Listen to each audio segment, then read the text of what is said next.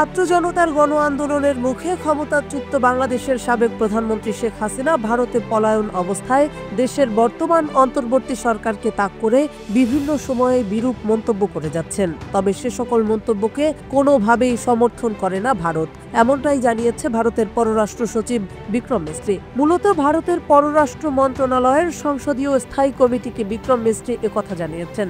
এছাড়া বাংলাদেশের সাথে ভারতের সম্পর্ক কেবল একটি একক রাজনৈতিক দল বা সরকারের মধ্যে সীমাবদ্ধ নয় বলেও জানিয়েছেন বিক্রম মিস্ত্রি। 12 ডিসেম্বর বৃহস্পতিবার এক প্রতিবেদনে এই তথ্য জানিয়েছে ভারতীয় সংবাদ মাধ্যম দ্য হিন্দু।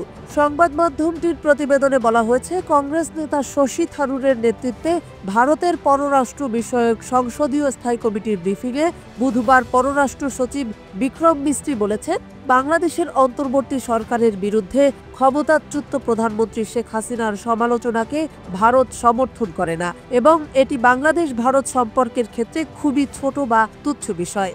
উল্লেখ্য যে চলতি বছরের আগস্টে বাংলাদেশে গণ অভ্যুত্থানে ক্ষমতাচ্যুত হন ভারতের প্রধানমন্ত্রী নরেন্দ্র মোদীর মিত্র শেখ হাসিনা। এরপর তিনি ভারতে পালিয়ে যান। এরপর থেকেই বাংলাদেশ ও ভারতের সম্পর্কে চলছে টানাপোড়েন।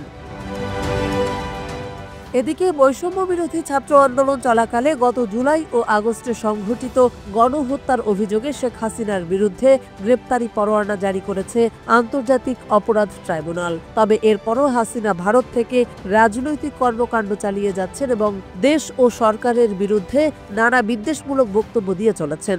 এমন অবস্থায় সম্প্রতি ভারতের পররাষ্ট্র সচিব বিক্রম মিস্ত্রি আলোচনার জন্য বাংলাদেশ সফর করেন। তার ঢাকা সফর থেকে ফেরার দুদিন পর তিনি দেশটির পররাষ্ট্র মন্ত্রণালয়ের সংসদীয় স্থায়ী কমিটিকে প্রধান উপদেষ্টা অধ্যাপক ডক্টর মোহাম্মদ ইউনূস সহ বাংলাদেশের অন্তর্বর্তী সরকারের শীর্ষ কর্মকর্তাদের সঙ্গে বৈঠকের বিষয়ে ব্রিফ করেন। বুধবার নয়াদিল্লির সংসদ ভবনের অ্যানেক্স বিল্ডিংয়ে 2.5 ঘণ্টারও বেশি সময় ধরে চলা ব্রিফে দেশটির 21 থেকে 22 জন সংসদ সদস্য উপস্থিত ছিলেন।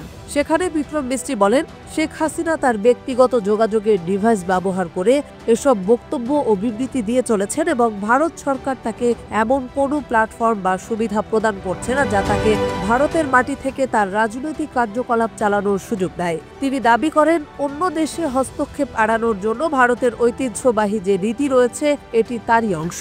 দ্য হিন্দু বলছে, পররাষ্ট্র সচিব বিক্রম মিস্ত্রির এমন মন্তব্য বেশ তাৎপর্যপূর্ণ। এটি বাংলাদেশ ভারত সম্পর্ক উন্নয়নে ভূমিকা রাখতে পারে।